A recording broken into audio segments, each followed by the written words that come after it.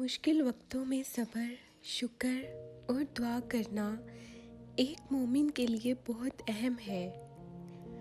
मुश्किल वक्त इंसान की ज़िंदगी का हिस्सा है।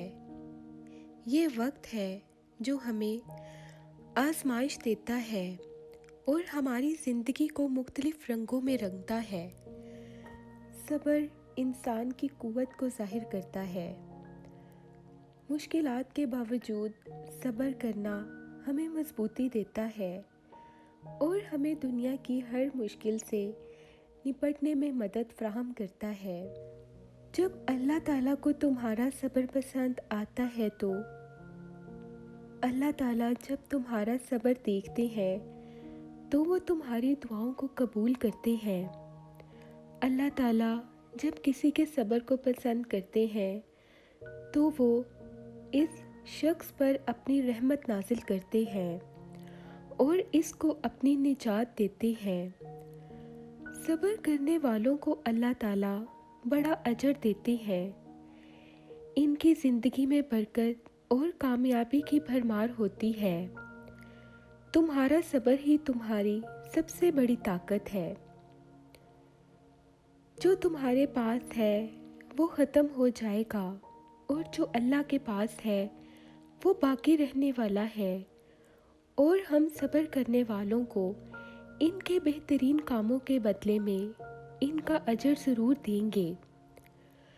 सब्र की इंतहा पर आने का मतलब है कि इंसान बहुत ज़्यादा मुश्किलात और परेशानियों का सामना करता है और इसके बावजूद वो सब्र करके मुश्किलात का सामना करता है। ये एक अजीम फजीलत होती है और अल्लाह ताला ऐसे साबिरीन को बेहतरीन अजर देता है। तुम फरमाओ, ऐ मेरे मोमिन बंदो, अपने रब से डरो जिन्होंने भलाई की।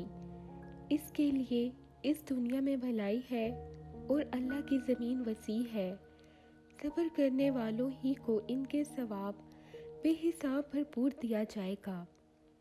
मोहम्मद सल्लल्लाहु अलैहि वसल्लम ने फरमाया, जानो कि कामयाबी सब्र के साथ आती है, मुसीबत के साथ राहत आती है और मुश्किल के साथ आसानी आती है। सब्र का घूंट कड़वा ज़रूर हो सकता है, लेकिन इसके बाद कितनी आसानियाँ हैं तुम सोच भी नहीं सकते। सब्र करना बहुत मुश्किल है, पर जब सब्र आ जाता है तब बड़े से बड़ा नुकसान भी नुकसान नहीं लगता। कोई मुश्किल नहीं लगती और तब तुम सिर्फ ये कहते हो कि कोई बात नहीं, जो हो रहा है इसमें अल्लाह की मुसलहत होगी। मुझे अल्लाह ताला के लिए सब्र करना है, वो हमेशा मेरे साथ है, वो सब सही कर देगा। इसके लिए खुद को खुदा की रज़ा और राज़ी होने की कोशिश करो। अपने आप को समझाओ, अपने दिल को कहो ज़िद ना करे। मुकद्दर लिखने वाले से ज़िद नहीं करते, इसका फ़ैसला तुम्हारी ख्वाहिश से ज़्यादा बेहतरीन है।